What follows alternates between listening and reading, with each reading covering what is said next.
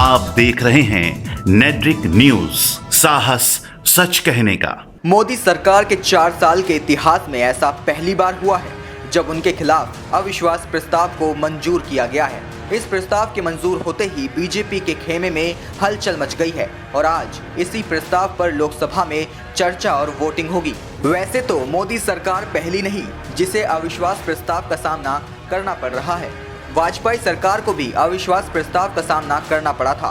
कांग्रेस विपक्ष के साथ मिलकर अगस्त 2003 में वाजपेयी सरकार के खिलाफ अविश्वास प्रस्ताव लेकर आई थी। मोदी सरकार के लिए अविश्वास प्रस्ताव चिंता का विषय इसलिए भी है क्योंकि लोकसभा चुनाव में अब ज्यादा समय नहीं बचा है।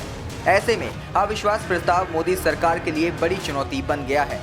हालांकि एनडीए के पास पर्याप्त नंबर होने की वजह से सरकार खतरे के निशान से फिलहाल बाहर है। 2003 में जब विपक्ष ने वाजपेयी सरकार के खिलाफ अविश्वास प्रस्ताव लाया तो उस वक्त भी एनडीए ने आसानी से विपक्ष को वोटों की गिनती में हरा दिया था। एनडीए को 312 वोट मिले थे जबकि विपक्ष 186 वोटों पर सिमट गया था। जब वाजपेयी सरकार के खिलाफ अविश्वास प्रस्ताव लाया गया तो सोनिया गांधी ने सदन में हिंदी में भाषण दिया था और वाजपेयी सरकार को कई मोर्चों पर अस्थिर बताया था। वैसे तो इस प्रस्ताव में कांग्रेस हार गई, लेकिन इसका प्रभाव उसी साल 4 राज्यों में हुए विधानसभा चुनाव और अगले साल हुए लोकसभा चुनाव में देखने को मिला। कांग्रेस ने दिल्ली पर जीत दर्ज की तो वहीं मध्य प्रदेश, छत्तीसगढ़ और राजस्थान के चुनाव में बीजेपी की सीटें पहले से कम हो गई। इसके बाद साल 2004 में हुए लोकसभा चुनाव जिसमें कांग्रेस के नेतृत्व वाली यूपीए को जीत मिली। वैसे मोदी सरकार के लिए खतरे की घंटी तब बजी जब सोनिया गांधी से अविश्वास प्रस्ताव के मंजूर होने के बाद एक सवाल किया गया। सोनिया गांधी से पूछा गया कि क्या आपके पास पर्याप्त नंबर हैं?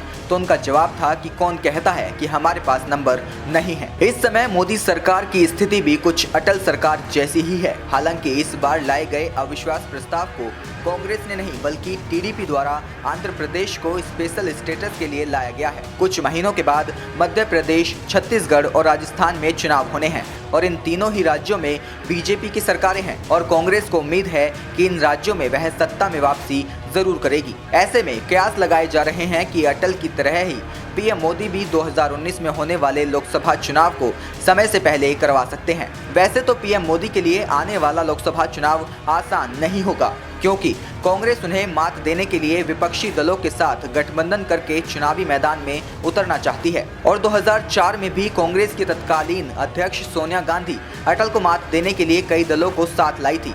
ये बात किसी से छुपी नहीं कि राहुल गांधी भी उसी रास्ते पर आगे बढ़ रहे हैं। फिलहाल देखना दिलचस्प होगा कि क्या 2003 का इतिहास फिर से दोहराया जाएगा या फिर मोदी 2019 में एक नया इतिहास रचेंगे। नेट्रिक न्यूज की रिपोर्ट। हमारे साथ जुड़े रहने के लिए हमारे YouTube चैनल को सब्सक्राइब करें, साथ ही बेल आइकन को दबाएं। नेट्रिक न्यूज की खबरें सबसे पहले देखने के लिए।